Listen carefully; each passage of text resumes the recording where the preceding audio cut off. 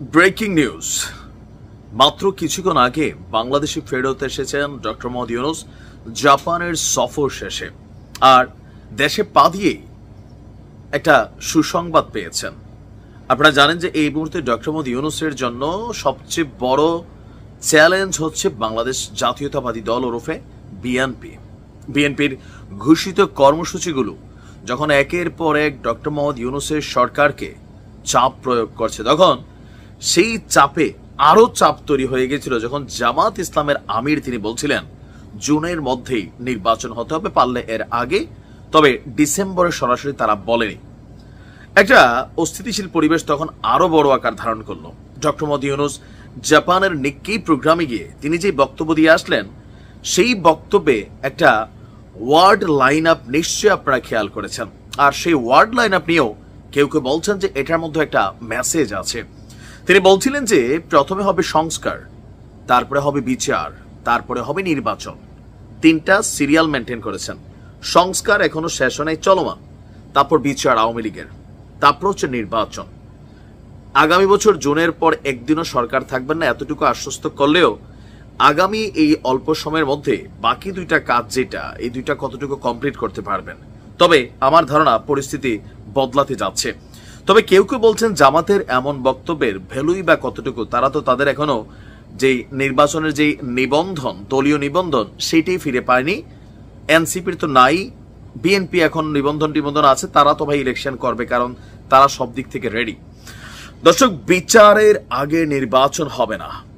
জামাতের এক বড় নেতা যিনি আছেন বাংলাদেশ জামাত ইসলামের নায়েবে আমির এবং সাবেক সংসদ সদস্য অধ্যাপক মুজিবুর রহমানের বক্তব্যে অনেকটাই তোলপাড় এই মুহূর্তের রাজনীতির মাঠ। তিনি বলছেন যারা নির্বাচন চায়, সংস্কার চায় না, দ্রুত নির্বাচন চায়, তারা বিগত নির্বাচনগুলোর দিকে লক্ষ্য করুক। বিগত নির্বাচন প্রমাণ করেছে বিচার এবং সংস্কার কতটা জরুরি। তারপর হচ্ছে যে বিচার এবং সংস্কার ছাড়া ডামি নির্বাচনের কোনো প্রয়োজন নেই।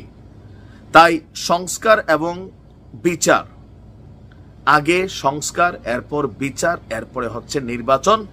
বিচারের আগে কোনো নির্বাচন হবে না।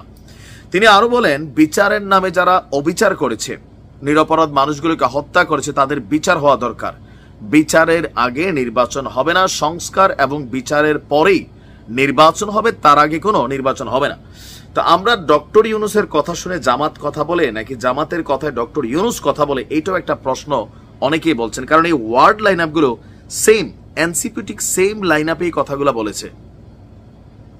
এখন ডক্টর ইউনূসের জন্য কিভাবে পজিটিভ হচ্ছে? পজিটিভ ওই জায়গা থেকে হচ্ছে যে এই মুহূর্তে মাঠের রাজনীতিতে এনসিপি এবং জামাত অ্যাজ এ টিম হিসেবে কাজ করছে। সো এই টিমটার পাশাপাশি ইসলামিক দলগুলো একটা বড় টিম হিসেবে কাজ করছে। তো এই যে সমর্থনটা, এইটা বিএনপিকে থামাই দিতে মোটামুটি লেভেলে একটা ভূমিকা রাখবে। কিন্তু যদি শুধু এনসিপি হইতো, এটা ফুয়ের সাথে উড়া যাবে বিএনপির, এটা কিন্তু বাস্তব। কিন্তু রাইট নাও বিএনপির যে নির্বাচনমুখী অ্যাক্টিভিটি, জনাব তারেক রহমান বলছিলেন যে ডিসেম্বরের আগেই নির্বাচন করা যায়। সেইখানে নির্বাচন ইস্যুতে এই মুহূর্তে যে উত্তেজনা একটা ছড়িয়ে পড়েছে, ডক্টর মোহাম্মদ ইউনূসের জাপান সফরে গিয়ে বিএনপি একমাত্র দল নির্বাচন চায় বলার পরে দেখা গেল যে অনেকগুলা দল সেই মার্চ থেকে ডক্টর মোহাম্মদ ইউনূসের কাছে নির্বাচন নিয়ে তারা কথা বলেছেন, তারা সামনে আসলেন। বিএনপি বলছে উদ্দেশ্য প্রণোদিতভাবে আন্তর্জাতিক অঙ্গনে তিনি বিএনপিকে ছোট করেছেন, খাটো করেছেন।